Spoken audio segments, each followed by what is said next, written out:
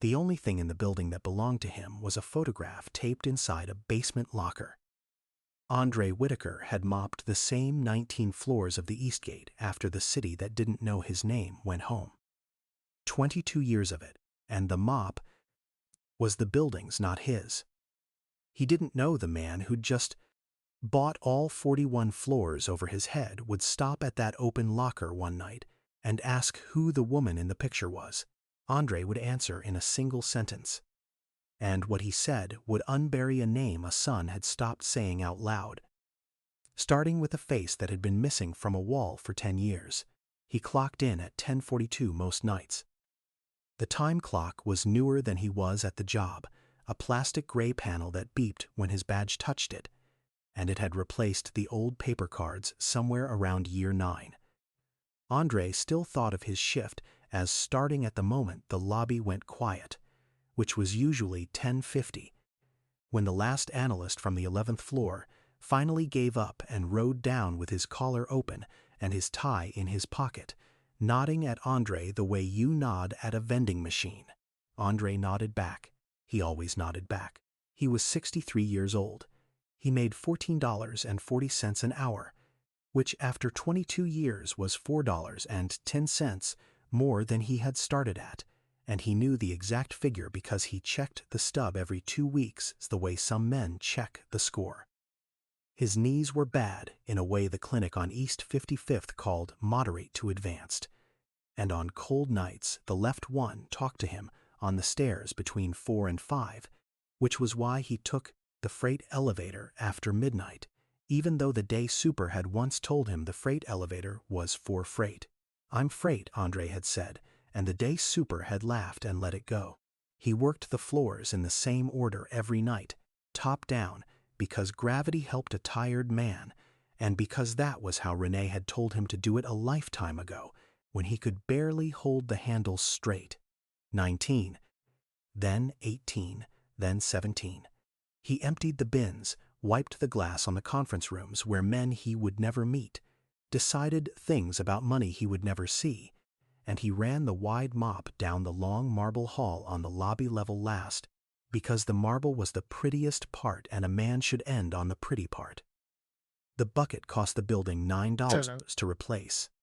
He had requisitioned 3 of them in 22 years, and felt a small private shame each time, as if he had broken something that belonged to someone who trusted him.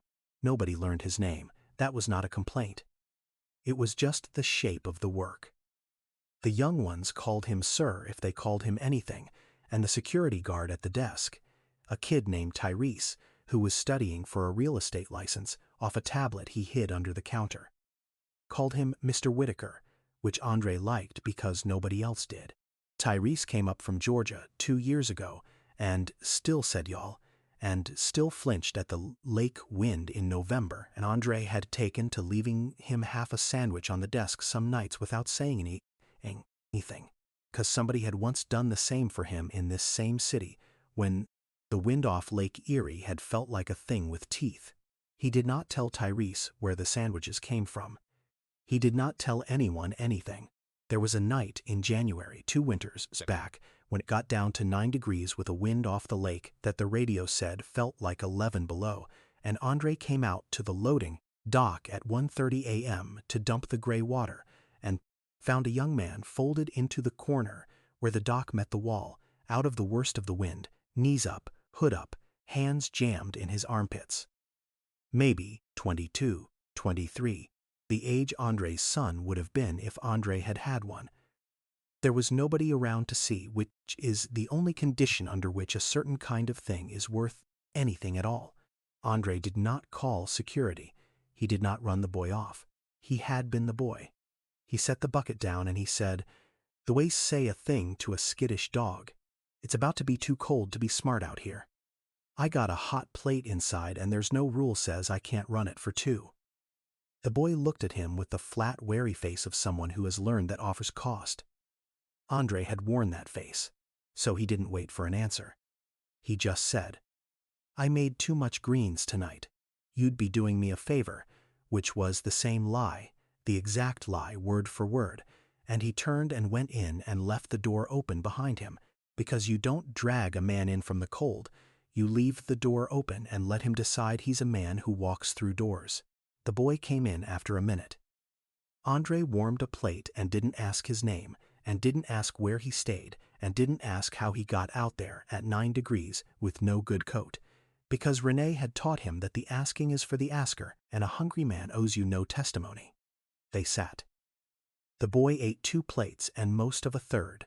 Andre gave him the $6 Goodwill coat off his own back, the one patched at the elbow, and kept the good funeral coat for the walk home, and he gave the boy West's $11 left on it and the address of the men's place on Lakeside written on the back of a supply requisition slip.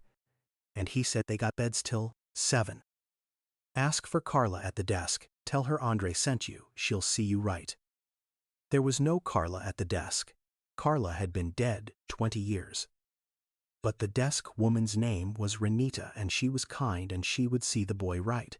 And Andre had found that a name, any warm name, said with certainty, opened a frightened man's hand better than the truth did. The boy left before 5.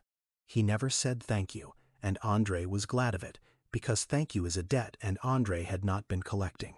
He never saw the boy again. He told no one. The next morning, he bought another $6 coat at the Goodwill on Kinsman and patched the elbow with a piece of the same old work shirt, because a man should have a coat he doesn't mind giving away, and there is always, in this city, on a night cold enough, somebody to give it to. That was the work, the real work, the work that was not on the time clock and never showed up on the stub. The mopping was just what they paid him for. He had mopped the lobby marble something like 6,800 times. He had figured it once on a slow night the way a man figures things to keep his mind off his knee. 240 shifts a year, give or take the funerals and the flu, times 22 years, came to a number with a lot of zeros behind it, a number of nights, a number of floors, a number of bins. He knew the building took 11 seconds to go quiet, after the last person left and the HVAC stepped down. He knew the marble had 412 tiles in the long hall, and that 19 of them had a hairline crack he'd been watching travel for a decade. He knew everything about that building that a man can know who is paid to be invisible inside it, and he was invisible. That was the strange arithmetic of it. The more years he gave the Eastgate, the less anyone saw him. New tenants came and treated him like furniture from their first week, having skipped the part where you notice the furniture is new. There was a senior partner on 11, a man with good teeth who'd been there 16 years, who had ridden the elevator with Andre maybe 1,000 times and looked through him 1,000 times, the way you look through the safety card in the seat pocket, and once, just once, the man had said, "Evening," surprised, the way you're surprised when a coat rack says "Good evening" back, and then never again. Andre did not hold it against him. He had decided years ago, somewhere around the time he stopped doing the arithmetic with one variable, that being unseen was not the same as being unimportant, that a lot of the load-bearing things in a life are the things nobody looks at, and that a man who needs to be seen to keep doing right has not yet learned to do right. Renee had taught him that too in her way. You don't have to be seen to be of service. So he kept the floors.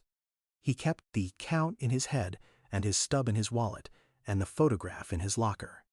And he did not know, could not have known, that 3 floors above him on a cold Tuesday night, a man in a charcoal suit was running his palm along a windowsill, learning a building the way Andre had learned it, the two of them moving through the same dark tower toward a basement and a locker and a strip of yellowed tape. 22 years closing like a hand.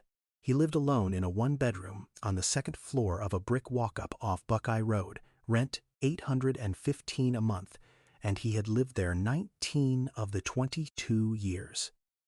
Before that, he had lived in 2 rooms farther east, and before that, for one winter he did not talk about. He had not really lived anywhere at all. His morning was an evening.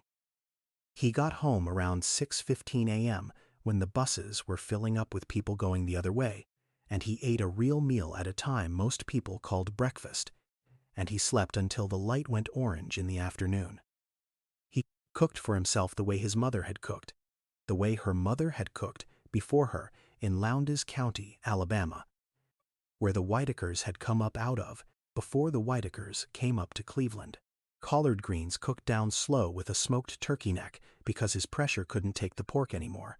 Cornbread in a cast iron skillet that had been his mother's and was older than the state of his knees, and on Sundays a sweet potato pie he made 2 of and gave 1 away. He always gave 1 away. He left it at the corner store for Mr. View, who ran the register on Sundays, or he took it to Bethel AME for the basket they kept by the side door, or he set it on Tyrese's desk in a foil pan with a paper towel folded over the top like a flag. His mother used to say a kitchen that only feeds 1 person is a kitchen that has given up. He believed that. He had stopped believing a lot of things over the years, but he had not stopped believing that. He did not own a car. The 14 bus took him within 4 blocks of Eastgate, and he walked the 4 blocks in 11 minutes when his knee allowed and 15 when it didn't. And he had walked those blocks in every kind of Cleveland weather there was, which is more kinds than people from other places believe. He had a winter coat from the Goodwill on Kinsman that he'd bought in 2014 for $6, and patched at the left elbow with a piece of an old work shirt, and he had a better coat his sister sent him one Christmas that he saved for funerals, of which there had been, lately, a good number. He went to a lot of funerals now. It was what happened. The people who came up north with you started going home one at a time, and you put on the good coat, and you sat in the 3rd pew, and you sang the songs, and you ate the repast in the church basement after, and you came back to your 1 bedroom, and your cast iron skillet, and your kitchens that fed 1. And you made yourself a pie to give away on Sunday, so the kitchen wouldn't have given up. He was not a sad man. People who saw him would have called him a quiet man, and a few of the older church mothers at Bethel, the ones who remembered when, would have called him a saved man and meant something specific by it. But sad, no. Sad is a thing that happens to you and stays. What had happened to Andre had happened, and then a woman had reached into it and pulled him back out, and he had spent 22 years being a man who had been pulled out, which is a different thing entirely from a man who is drowning. The difference was the whole story. The difference was taped inside his locker. The photograph was a 4x6 print, color, gone a little orange, the way prints from the late 90s go orange, with a white border and a soft crease across the bottom left corner, where it had ridden in his wallet for the first few years before he understood. It was too precious to risk on a wallet. In it, a young woman stood in the fellowship hall of a church, a long folding table behind her loaded with foil pans, and she was laughing at something just out of frame, head tipped back, 1 hand flat, against the chest of her apron as if to keep her own joy from getting away from her. She had a baby on her hip, a fat-cheeked boy maybe 10 months old in a tiny church suit, with the clip-on bow tie hanging crooked, and the boy was reaching for the camera with both hands the way babies do, grabbing at the light. The woman's name was Renee. Andre had taped the photo inside the locker on his first week, 22 years ago, with a strip of the silver duct tape from the supply closet, and he had retaped it maybe 40 times since, as the tape yellowed and let go.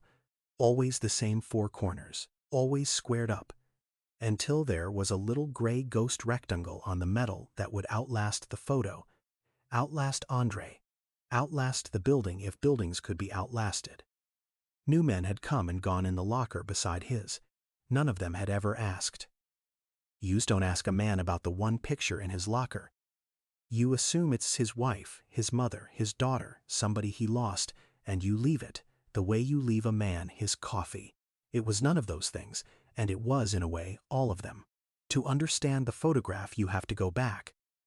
And going back is the thing Andre did every night between 1 and 2 a.m., when the building was emptiest and his knee was loudest, and it is the thing the new owner of the Eastgate building had spent 20 years refusing to do. So we will do it for both of them. The winter Andre stopped really living was the winter of 2002, and he was 41 years old, which is a hard age to fall, because at 41 you are supposed to be standing. He had come up to Cleveland from Alabama in 1979 with a strong back and a trade, drywall and tape and finish work, and for 20 good years the work had been there, and so had Carla, and then in 18 months the work left when the contractor he'd given 15 years to closed its doors and locked them, and Carla left when the cancer took her at 44, fast, the kind of fast that doesn't give a family time to plan, only time to watch. There were no children. They had wanted them. It had not come, and they had made a peace with it the way couples do, by becoming each other's everything. And the trouble with becoming someone's everything is what happens to the everything when the someone is gone. By that winter, Andre had run through what little savings the funeral had left him. He had run through the patience of a landlord who was not a cruel man, only a man with his own bills. And he had run through the small mercy of two cousins who had their own rooms full of their own people. He was not on the street, not the way the word means when people say it like a verdict. But he was close enough to see it. He spent that December moving between a cot at the men's shelter on Lakeside, when there was a bed, and the all-night laundromat on Woodland when there wasn't. Sitting in the warm hum of the dryers with his hands in his coat and his chin on his chest, doing the arithmetic that a man does at the bottom. The arithmetic that has only one variable and keeps arriving at the same answer. He had stopped eating regular. Partly money, mostly something else, something that takes your appetite the way grief takes it, where food becomes a thing you used to do, a hobby from a former life. He was down to a notch past the last hole on his belt, and he had punched a new hole with the awl on his old work knife. And then there was the church. Bethel AME ran a night kitchen out of the basement on Tuesdays and Fridays, 8 to 11. For anybody who came, no questions, no sign-in, no little speech about Jesus before the plate, because the woman who ran it said the speech come after a man was full or not at all. It was not a famous program. It did not have a name with a foundation behind it. It had a hand-painted sign, 2 long folding tables, a deep stainless steel pan that had once belonged to a closed-down rib joint on Quincy, and it had Renee. Renee Whitfield was 31 that winter.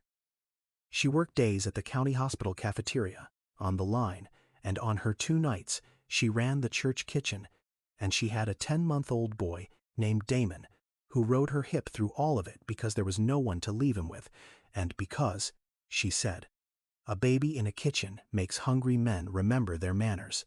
She had come up from Selma, Alabama, with her own mother in 1985, and she cooked Alabama into everything. The greens, the candied yams, the cornbread, the smothered chicken on a good week when the donations were good, the sweet potato pie she made 40 of at a time in the church ovens, and cut into pieces so thin and so many that nobody ever went without. She noticed Andre the first Tuesday because he didn't take a plate. He had come in out of the cold to sit, the way men did, near the radiator at the back, and he had not gotten in the line. She watched him through the steam for 20 minutes, a big quiet man folded down small, and then she came around the table herself, which she was not supposed to do, with a plate already made, and she set it down in front of him. And she did not say bless you, and she did not say the Lord loves you, and she did not say where do you stay. She said, I made too much, you'd be doing me a favor. It was a lie. She never made too much. She made exactly enough, every time, by some arithmetic of her own that Andre would spend years trying to understand. But it was the kind of lie that is really a door held open, and Andre had been a long time without a door held open, and he ate. He came back Friday. He came back the next Tuesday. He did not talk much, and she did not push, and the boy on her hip watched him eat with the frank, unbothered staring of babies. And somewhere in there, Andre stopped doing the arithmetic with the one variable.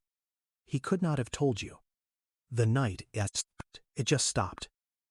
The way a fever breaks while you're asleep, and he woke up one morning on the laundromat bench having dreamed about drywall, about the clean, true line of a finished seam, and he understood that he wanted to do work again, which is a thing a man at the bottom does not want, and that wanting it was Renee's doing, though she would have laughed at the idea that she had done anything but make too much food. She did more than feed him, though feeding him was the hinge everything turned on. She learned his hands before she learned his name. One Friday in January, she watched him stack the empty pans without being asked, square them, wipe the table down in long even strokes, and she said, "You worked finish, didn't you, drywall?" Tape. It wasn't. A guess. She'd grown up around men who built things. She could read it in how he moved. Andre said yes, 20 years of it, and she nodded like that settled something, and she said, "Hands like that don't quit on a man. The man quits on the hands." She let that sit on him for a week. The next Friday she gave him a job to do, a real one, fixing the warped door on the supply closet that had been sticking for a year, and she stood at her while did it with the church's bad tools and a shim he cut from a paint stick, and when the door swung true she said, "There he is," soft to herself, and went back to the line. Andre would think about that for 22 years. There he is. She had said it like she'd been waiting for him to show up, like the man he used to be had been late, and she'd known all along he was coming. That was the night the arithmetic with one variable stopped, though he could not have told you so at the time. A Friday in February, she sat down across from him with her own plate, the boy asleep against her in a sling now, and she set it low so that the table wouldn't hear.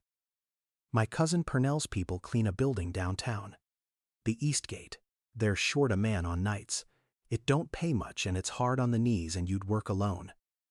She let that sit. Then she said the thing that he would carry the rest of his life, the thing he would say back to her son 22 years later in the basement of that same building. "You feed the man in front of you. You don't ask how he got hungry. Somebody fed you. Now you got steady and a kitchen needs a hand on Fridays." That was the deal. That was the whole deal. She got him the job, and the price of the job was Fridays in the basement, ladle in his hand, feeding the men he had been 6 weeks before. He worked Fridays in that basement for the next 3 years, until the church kitchen closed, and he never once told the new men in his line that he had sat where they sat. He just a little fuller than he was supposed to, and said, "I made too much. You'd be doing me a favor." The photograph came at the end. In the spring of 2005, Renee told them on a Friday that she was leaving Cleveland. Her mother was failing back home in Selma, and there was nobody else. And she had family land down there, and a cousin with a restaurant who'd give her a line. And Damon was Thranos, and she wanted him to know the people he came from. The porch and the church and the long, flat green country her own grandmother had worked when working. It meant something different and worse. She said it plain, the way she said everything. She did not cry, and she did not let anyone make it sad. She made 40 pies that last Friday, and she fed 200 people, and she sent Andre home with the cast iron skillet she'd been cooking the cornbread in. A heavy black thing seasoned smooth as glass, and she said, "Every kitchen ought to have one of these, and every man ought to know how to use it. You feed somebody with this, not just yourself. Hear me?" She gave him the photograph at the door. It was a copy of one a church sister had taken at the fall fish fry the year before. Renee laughing, baby Damon grabbing at the camera, and on the back, in her round, careful hand, she had written 4 words and a date. She said, "So you don't forget how you got steady." She hugged him once. Hard, the boy squashed laughing between them, and since she was gone, down the basement steps and up into the spring, and Andre Whitaker stood in the doorway of that church for a long time, holding a skillet and a photograph, and he was a man who had been pulled out, and he would be that man for the rest of his life. He never saw her again. He used the skillet 4 times a week for 19 years. He taped the photograph inside his locker the first week and retaped it 40 times. And on a cold Tuesday in the present, with his knee talking on the stairs and the lake wind already finding the cracks around the loading dock. Andre Whitaker did not yet know that the fat-cheeked boy reaching for the camera had grown up and gone to college on a scholarship, and then to business school on a loan, and made himself into the kind of man who buys buildings, and had just, 3 weeks ago, through a holding company and a stack of paperwork as thick as a phone book, bought the Eastgate. You should know who Damon Whitfield became, because the photograph only matters if you understand the man who was going to ask about it. He was 44 now.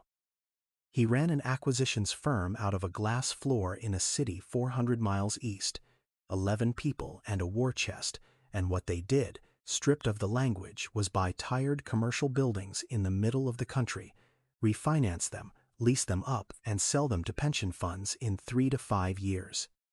He was good at it. He was good at it the way some men are good at not feeling things, which is to say the goodness and the not feeling were the same muscle. He flew 60,000 miles a year. He owned 2 homes and lived in neither of them the way a person lives somewhere. He wore a charcoal suit that had not come from a good will and good shoes, and a watch that he did not think about, because thinking about your watch is for men who only have one. He had come up out of Selma, Alabama, and then Cleveland, Ohio, the son of a single mother who cooked on a hospital line, and the central project of his adult life, though he would never have said it this way, had been to get so far from that line that he could no longer hear it. This is the wound, and it is not a simple one, so go slow. Damon did not hate where he came from. It would be cleaner if he did. He loved his mother. He sent money. When Renee's restaurant in Selma struggled, he covered it quietly. When her knees went the way knees go for women who stand on cafeteria lines and church kitchen floors for 40 years, he paid for the surgeries and the good doctor in Birmingham. He was a good son in every way that money can be a good son. He flew down for Christmas most years and sat in the church his mother had gone back to and put a folded bill in the basket, and was introduced to people as Renee's boy, the one that did so good. And he smiled, and he ached, and he left on the Sunday night flight. What he had stopped doing, somewhere in his 30s, was knowing her. He sent money instead of time and called it the same thing. He listened to her stories about the old days. Cleveland, the cousins, the church, the names of people he half remembered. And he listened the way you listen to a radio in another room, present in the house but not in the song. The rise had been real, and it had been hard, and he was not ashamed of how he'd done it, only of what it had quietly cost. A scholarship to a state school he chose because it was far. A loan for the business degree that took him 11 years to clear. A first deal at 31, a tired strip mall outside Columbus. He bought with other people's money and sold for a number that changed his life, and the night that deal closed, he'd stood at a hotel window 40 floors up and felt the old cold finally let go of his ankles. And he had not called his mother to tell her, because telling her would have meant explaining what the cold had been, and he had spent his whole life arranging never to explain it. Each rung up made the radio in the other room a little quieter. By 40 the song was so far back in the house he could go weeks without hearing it was playing at all. She called him on Sundays. She always called on Sundays. He took the calls in airports, in town cars, in the backs of conference rooms with the phone tucked against his shoulder, and she would talk and he would say, uh-huh, and and that's good, mama, and once. He would not remember this for 20 years, and then he would remember it all at once, in a basement, and it would take the legs out from under him. Once she had said, on a Sunday, while he stood at gate B14 in Denver, watching a delay tick later and later on the board. You remember Mr. Whitaker, Andre. Big quiet fella, ran my Fridays back at Bethel, the one I got the job downtown. I think on him sometimes. Wonder did he keep at it. And Damon, watching the board half a country away, had said, sure, mama, and not remembered the name, and not asked one question, and let it go by like a gate number, and the woman on the other end of the line had gone quiet in that way she had. And then talked about something else. There was a Christmas, the last good one, when she'd tried to give it to him straight.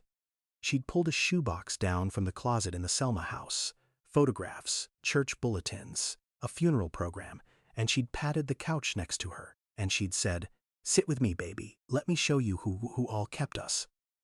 And Damon had sat for a while, 10 minutes, and then his phone had gone a deal in escrow, and he'd stepped out to the porch to take it. And when he came back 40 minutes later, she had put the box away. She didn't bring it out again. He had retold himself she understood. A man has to work. She of all people understood work. He had not understood that the box was her, the whole of her, the part the money never reached, and that she had been holding it out to him with both hands, the way her own grandson in a photograph had once reached for the light, and he had stepped out to the porch. She would say, "You remember Mr. So-and-so?" And he would say, "Sure, Mama," and he would not remember, and a small door would close that neither of them named. His own motto, the one he'd built his life on, the one he gave at conferences when they asked him for his secret, was 4 flat words. "You don't look back." He said it like wisdom, he believed it like religion. Looking back, he'd decided young, was how you lost. How you stayed poor, how you stayed scared, how you stayed in Cleveland in a 1-bedroom doing arithmetic with 1 variable. You kept your eyes forward and down, and you did not look in the rear view, because everything in the rear view was just the cold you'd already crawled out of. He had said you don't look back to his mother once, when he was 36 in the kitchen of the Selma house, when she was trying to tell him about a winter in Cleveland in a basement and the men she used to feed. He'd been on his phone. He'd said, "It half kind, you know how to drive a deal. Mama, you don't look back. Look how far you came." And Renee had gone quiet in a way he'd registered and filed and not examined, and she'd turned back to the stove, and she'd said, not to him exactly, the only sharp thing she ever said to him. "Forward ain't a direction if you don't know what you're walking away from." He had not understood it. He had filed it. Renee Whitfield died 10 years ago, at 65, in the Birmingham hospital her son's money had paid for, with her son in the room, and Damon had given the eulogy himself. 3 pages, beautifully written, about a strong woman from Alabama who raised a boy alone and never complained, and every word of it had been true, and none of it had been her, because he had eulogized the mother he sent money to, and not the woman who once carried a baby on her hip through a church basement and lied to a folded-down stranger that she'd made too much food. He didn't know that woman. He had been 10 months old. She had tried to give that woman back to him 100 times in stories he didn't hear.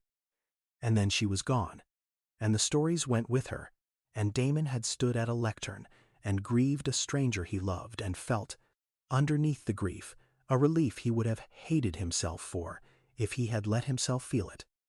That the looking back was over now. That the rear view was finally empty. It was not empty. He just couldn't see what was still in it. 3 weeks ago, his firm closed on the Eastgate building in downtown Cleveland, 41 floors, built 1971, 81% leased, a solid undervalued asset in a market he liked. He did not connect the city to anything. Cleveland was a market.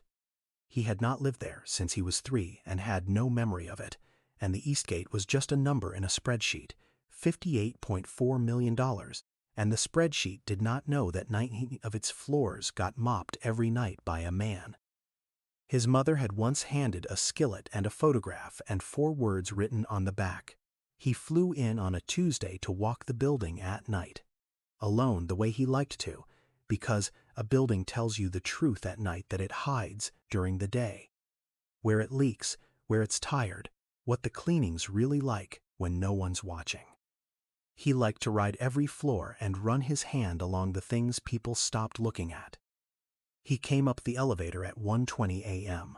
with a key card the management company had couriered to his hotel, and he started at the top, 19, because that was the floor his firm would take for itself. And Andre Whitaker, 63, $4.10 above where he'd started, was 3 floors down on 16, running the wide mop along the dark windows, with his knee talking and his bucket, $9 worth of building property, and a photograph of a laughing woman taped inside a locker in the basement. 22 years deep, where the new owner of all 41 floors would find it in about 40 minutes. They did not meet on 19. Damon worked the top 6 floors slowly, the way he always did, running his palm along windowsills and reading the dust, opening the doors to the mechanical rooms, frowning at a water stain on the ceiling of 14 that the inspection report had somehow missed. He was good at this. It was the one place left where the looking and the feeling didn't have to argue. A building couldn't lie to you and couldn't need anything from you. You just read it. He rode down to the basement last. The way you check the basement of a building, the way you check the back of a man's hands, because that's where the truth is. The management company had told him the cleaning crew worked nights. One man, been here forever, comes with the building, you'll keep him. And Damon had said sure without thinking about it, the way he said sure to his mother. The basement was concrete and pipe and the long fluorescent hum of a place no tenant ever saw. He found the locker room off the loading dock, 8 tall gray lockers, a folding chair, a microwave with a rotating plate that had stopped rotating, a hot plate, a cast iron skillet drying on a clean towel beside the sink, which struck him as odd, a skillet down here. But he didn't stop on it. He stopped on the open locker. One of the 8 lockers stood open, the door swung wide, because Andre had stepped out to dump the gray water and refill before he did the lobby marble. And a man who works alone for 22 years stops locking the door when he's 2 minutes away. Inside it, Damon saw a coat patched at the elbow, a thermos, a paper bag folded down twice, a knit hat, and taped to the inside of the door, squared up dead center, a photograph. He looked at it, the way you look at a thing your eye reaches before your mind does. A young woman in a church fellowship hall, laughing, a baby on her hip, the baby reaching for the camera. He registered the apron and the foil pans and the white border gone orange and the crease in the corner. He registered that he knew this room, this hall, somewhere far down under 20 years of forward, and could not say from where. He registered the laugh. Then he stood perfectly still for a length of time he could not have measured, because his mind had finally caught up to his eye, and his mind was saying a word, one word, over and over, in a voice he hadn't heard in 10 years. Mama. He stood there 11 seconds, then 20, then a full minute, in a suit that cost more than the man who worked here made in 5 weeks, in a basement 400 miles from the city he'd run his life out of, looking at his mother at 31 with himself at 10 months old on her hip. And he did not understand it. He could not make it mean anything. His whole gift was making things mean what they had to mean, and this meant nothing. A stranger's locker, a stranger's photo, his mother here, taped to the inside of a janitor's door, in a building he had bought 3 weeks ago for $58.4 million without knowing it was the building. He was still standing there when Andre came back in with the bucket. Andre saw the suit first, the way you see a thing that doesn't belong, and his hand was already going up in the small apologetic gesture of a man who has accidentally let an owner see the back of house, and the word sir was already on its way out of him. And then he saw where the man was looking, and the words stopped. The 2 men stood there. The bucket dripped. Somewhere above them, the building hummed. Who is she? Damon said. He did not say it like a question. He said it the way you say a thing when you already half know the answer and need the other person to make it real or make it stop. Andre set the bucket down. He had a sense, the way old men get a sense, that the floor of his life had just shifted under him, and he did not yet know which way. He looked at the man in the suit, the good shoes, the watch, and he looked at the photo he had looked at for 22 years, and something in the set of the man's jaw, the shape of him, some echo across 2 decades of a fat-cheeked boy reaching for a camera, arrived in Andre's chest before it arrived in his head. Her name was Renee, Andre said. He watched the man's face do something it clearly had not done in public in a long time.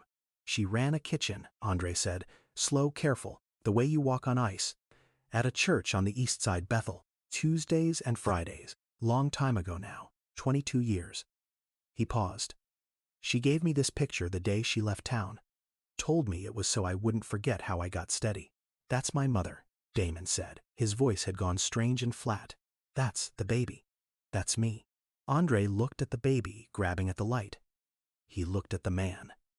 He had carried half of a story for 22 years, and the other half had just walked into the basement in a charcoal suit, and a kind of vertigo came up in him, the dangerous, tender vertigo of a thing coming round. Yeah, Andre said softly, I expect it is. Here is what a proxy does. A proxy says the thing the people in the room can't say to each other.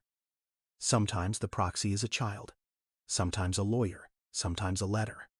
This time the proxy was the back of a photograph. Can I? Damon started and couldn't finish, and gestured at the locker. Andre reached past him, gentle, and worked his thumbnail under the bottom edge of the tape, the way he had 40 times, and lifted the photo free and turned it over, and held it out flat on his broad cracked palm under the cracked claret Lucas light, so the new owner of the Eastgate building could read what was written on the back of his own mother, in his own mother's round, careful hand. 4 words and a date. You don't look back, April 2005. Damon made a sound. It was not a word. It came up out of a place he had concreted over.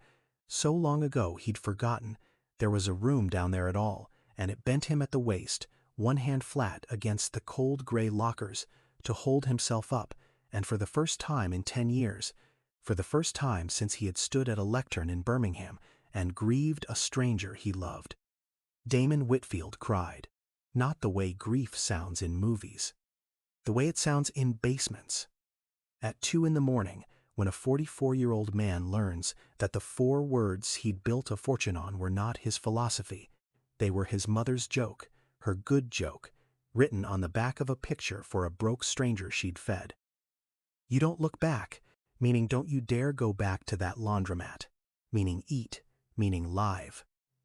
Meaning forward isn't a direction if you don't know what you're walking away from, and her son had taken those same 4 words and used them to walk away from her.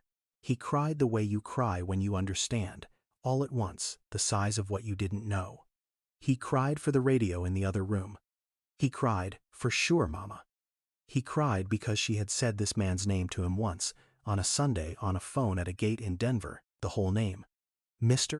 Whitaker Andre, the one I got the job downtown, and he had watched a delay board and said, sure, Mama, and let it go by, and she had been telling him where to find the last of herself, and he had not been listening. He cried for the shoebox she put back in the closet. He cried for every story he'd let go past him like scenery, and for the woman in the apron who'd been trying, his whole life, to hand him the back of this photograph, and for the fact that the only man left alive who knew her, really knew her, the her in the laugh, was a janitor making $14.40 an hour in a building Damon owned and had never once thought to walk through in the daylight. Andre did not interrupt him. Andre did not say it's all right, because it wasn't, and Andre did not say she's in a better place, because that's a thing you say to strangers. Andre put his hand on the back of the man's neck the way Renee had once put a plate in front of him without a word, and he held it there, this enormous patient hand, and he let the man come apart in the basement of the building, and when it had passed through the worst of it, Andre said the only thing there was to say. You want to sit down, he said. I'll make you a plate, and he did. At 2:40 in the morning, on the hot plate, in Renee Whitfield's cast-iron skillet, Andre Whitaker made the son of the woman who saved him a piece of cornbread and warmed the last of his greens, and Damon ate it sitting on a folding chair in his charcoal suit with the photograph face up on his knee, and it was the first food his mother's cooking had reached him through in 10 years. By way of a skillet she'd given a stranger, and he ate every bite, and Andre watched him eat the way Renee used to, with a satisfaction that asked for nothing back. Tell me about her, Damon said when the plate was clean. The her you knew. Not the funeral one. The kitchen one. He held the photograph a moment before he said the rest, and then he said the rest, low. The way you say a thing in a basement at 3 in the morning to a man you'll never have to face across a dinner table. He told Andre about the funeral. The 3 pages he wrote on the flight down. How good the eulogy was, how people came up after and held his hands and said he'd captured her, and how he'd known, standing at that lectern, that he had captured a stranger. He told him about the relief. That was the word he used, and his voice broke on it, because he had never said it to a living soul and had spent 10 years pretending he hadn't felt it. Under the grief, a relief, that the Sunday calls were over, that the stories he couldn't follow were over, that the looking back was finally, mercifully, done. He had buried his mother and felt the rear view go empty and been glad. For one shameful breath, been glad. And he had carried that one breath for 10 years like a stone sewn into his coat. Andre did not interrupt. Andre did not say you didn't mean it, because Damon had meant it, and a man who's just told the truth doesn't need it argued away from him. Andre did not say she forgives you, because that was not Andre's to give, and they both knew it. He let the man finish. Then he turned the photograph over one more time, to the 4 words, and he said, "I'm not the one to forgive you that. She is. And here's the thing about your mama." He tapped the writing. "She wrote this for a stranger she fed one winter. She didn't know about your funeral. She didn't know about your one bad breath 10 years off. She wrote you don't look back on the back of a picture, meaning keep going, meaning live, and she gave it to me to hold so it'd be here the day you needed it. Which is tonight." He set the photo on Damon's knee. "She forgave you before you did the thing. That's the only kind of forgiving that's worth a damn. The kind that's already done before you get there." Damon put his face in his hands again, but quieter this time. The worst of it passed, and Andre let him be, and after a while the son of Andre Whitfield wiped his face with the back of his hand the way a child does, and looked up and asked again, "Steadier, tell me about her. The kitchen one." And Andre did, so Andre told him. For 2 hours, while the marble went unmopped and the lake wind worked the loading dock and the building hummed over their heads, the janitor gave the rich man back his mother, one Friday at a time. The lie about making too much, the 200 plates, the 40 pies cut so thin nobody went without. The way she'd say you feed the man in front of you, you don't ask how he got hungry. The night she put the skillet in his hands and got him steady. He told the small things, which were the real things. He told him about a man named Curtis, who'd come to the Fridays for a year. A elboulder laid off when the plant on Quinson as a yard dog the first month, because shame comes out sideways in a proud man, and how Renee had never once let his meanness land, had just kept setting the down, stew his greens, until Clay Curtis cried into his green, and she put her hand on his shoulder and said, "There he is," the same 2 words, the words she'd say over any man the day he came back to himself. Curtis got on at the water department in '04 and sent the church $20 every Christmas after, signed it the welder, and Renee kept every card.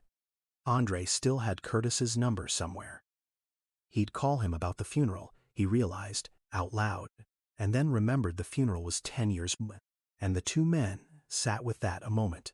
He told him about the pie arithmetic, because Damon asked how 40 pies fed 200 people and nobody went without.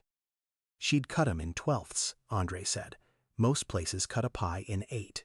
She cut 12, sometimes 16 on a heavy night, and she'd say a thin slice given is bigger than a thick slice kept, and I used to think that was just church talk.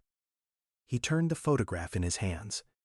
Took me about 10 years to figure out she meant it as math. You make the slice fit the room. The room never goes without, long as nobody decides their own slice got to be the thick one. He looked at Damon's good suit, not unkindly. Most of the world runs on thick slices.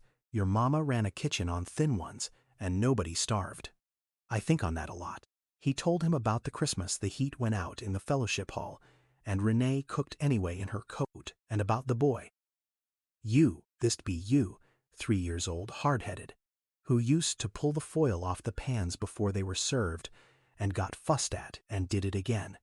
And Damon laughed, a wet, broken laugh, at the news that he had been a hard-headed child his mother fussed at because it was the most ordinary thing in the world, and no one had ever told it to him. And now the only person who could was a stranger in a basement. Damon listened the way he had not listened to anything in 20 years. He listened the way you listen when the radio in the other room turns out to be the only voice you ever needed to hear.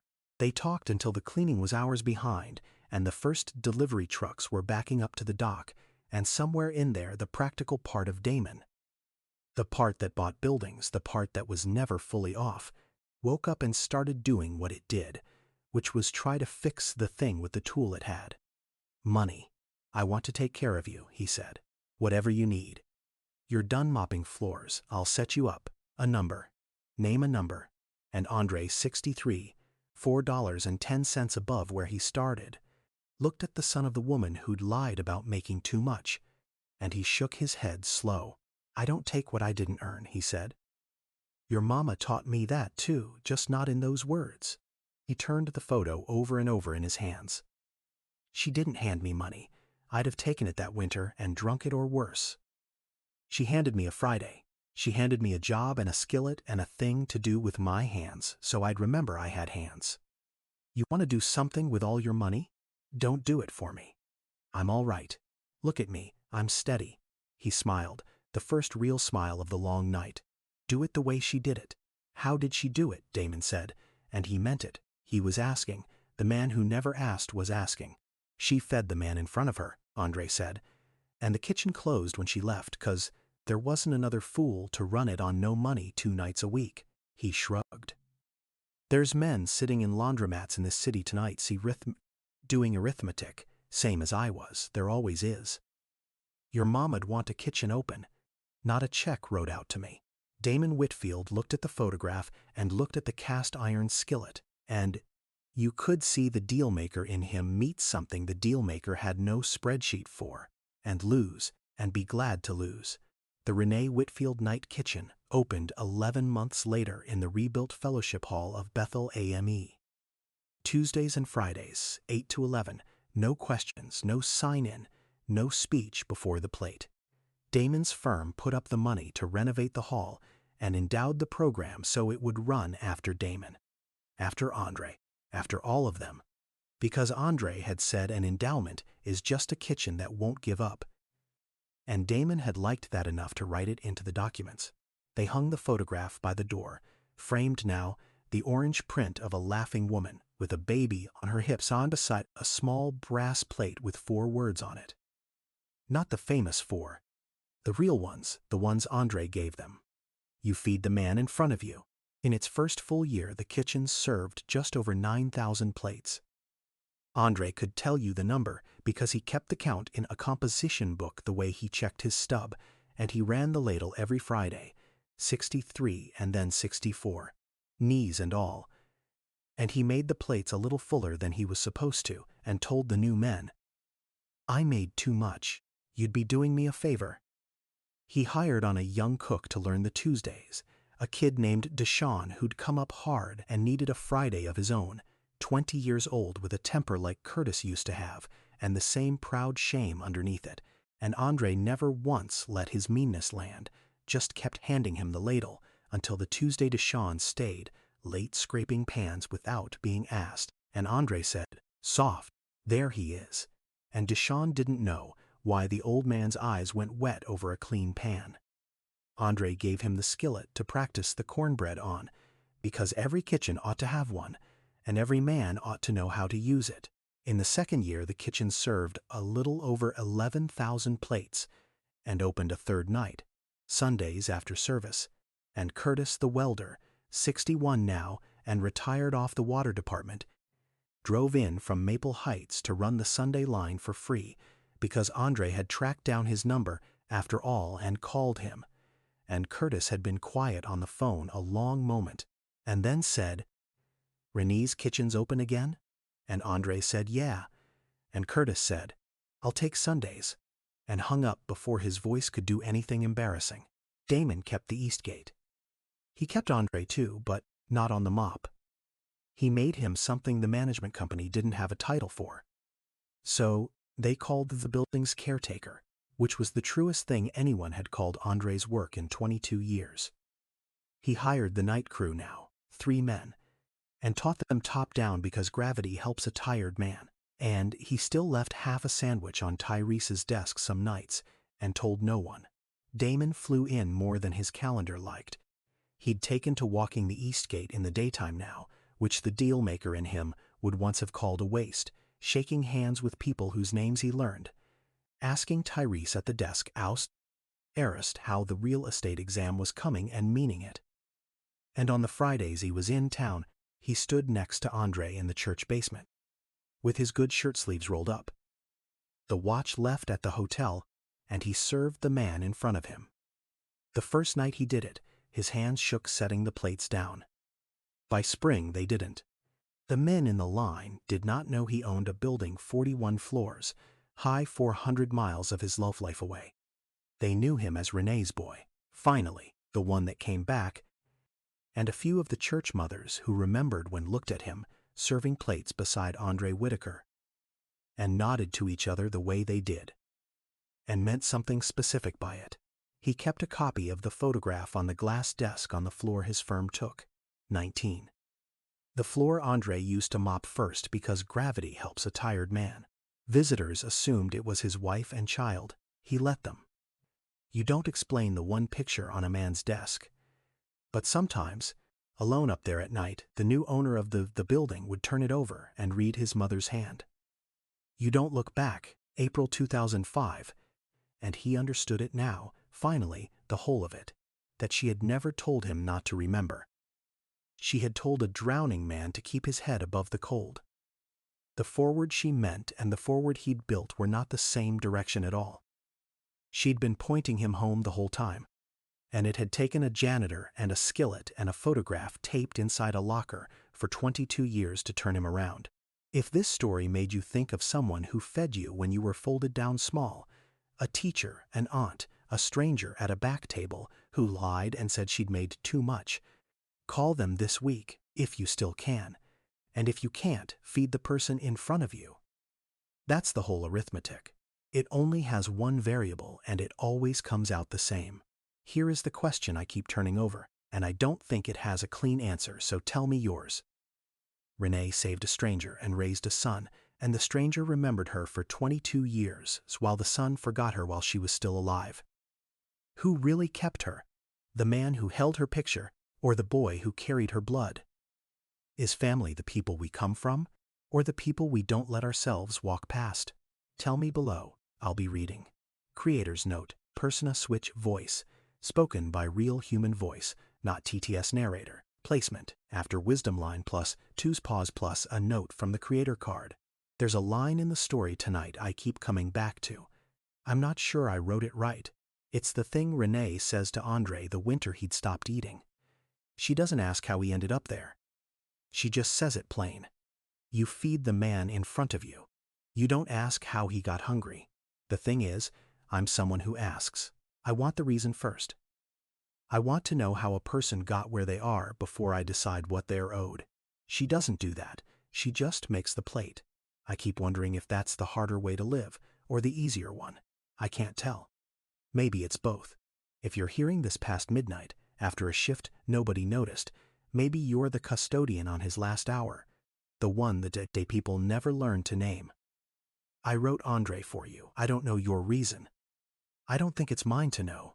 I'll be back next week with another story about someone the world keeps walking past. Here's what I can't stop turning over.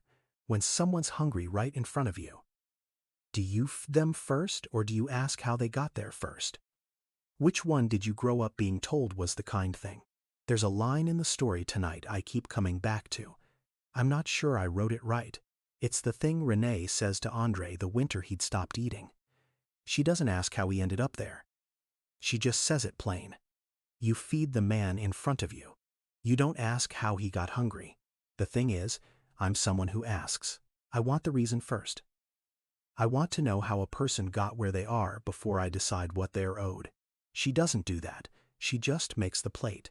I keep wondering if that's the harder way to live, or the easier one. I can't tell. Maybe it's both. If you're hearing this past midnight, after a shift nobody noticed. Maybe you're the custodian on his last hour, the one the day people never learned to name. I wrote Andre for you. I don't know your reason. I don't think it's mine to know. I'll be back next week with another story about someone the world keeps walking past. Here's what I can't stop turning over. When someone's hungry right in front of you, do you feed them first or do you ask how they got there first? Which one did you grow up being told was the kind thing?